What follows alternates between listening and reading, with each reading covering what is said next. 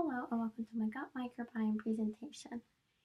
A microbiome is the combined genetic material of microorganisms in a particular environment. A gut microbiome is the complex community of microorganisms that live in the digestive tracts of humans and animals. In humans, bacteria detected in the gut microbiome, like butyrate producing Bacillobacterium and Copernicus, have been indicators of living a higher quality of life. This means the possibility of having depression or being depressed is less likely than those who do not have these organisms present. Bacteroidetes and firmicutes are two of the four phyla that is very apparent in a human gut microbiome. Bacillobacterium or F. presunti, which is found among firmicutes, is very abundant in humans, making up about 8% of the gut microbiome found in the colon. This bacteria plays an important role in keeping our gut healthy. Researchers have found that those who suffer from Crohn's disease, IBS, active ulcerative colitis, and type 2 diabetes have decreased amounts of this microbiome present. For our experiment, we questioned the effective age on the gut microbiome, and we hypothesized that there would be a significant difference between the two samples. So we chose to compare two dog samples for our experiment.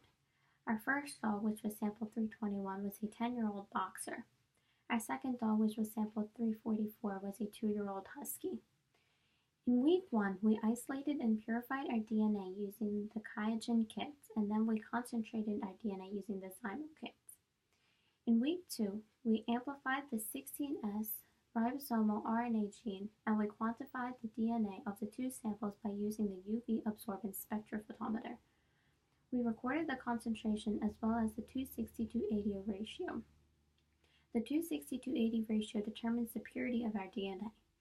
In week 3, we checked the products of the PCR reaction by using the Argos gel to remove unused primers, DNTPs, and other PCR reagents. The purpose of the gel electrophoresis was to determine the amount and concentration of our DNA. In week 4, we cleaned up the index PCR reaction using the Agincourt Ampere XP kit in order to remove the primers. We also performed the indexing PCR, which basically tags our DNA. We then repeat PCR cleanup. Later, we quantified the amplified DNA using the fluorimeter and prepared the dilutions of the purified DNA in order for it to be sequenced.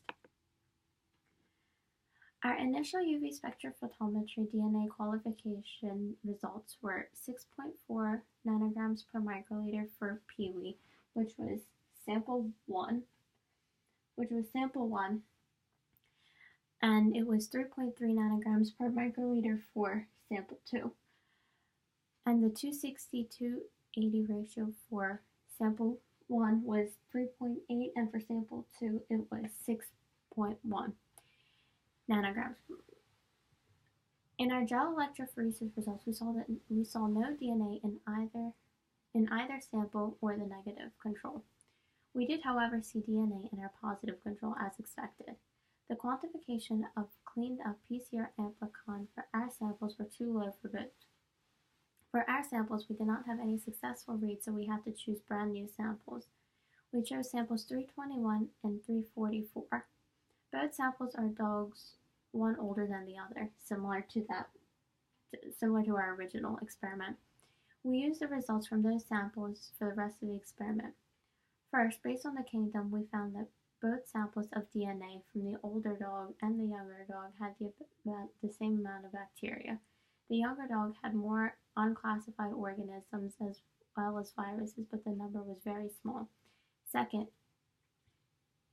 so you can see that here, so bacteria they both had similar amounts of bacteria present, very few unclassified or viruses, if any, in that.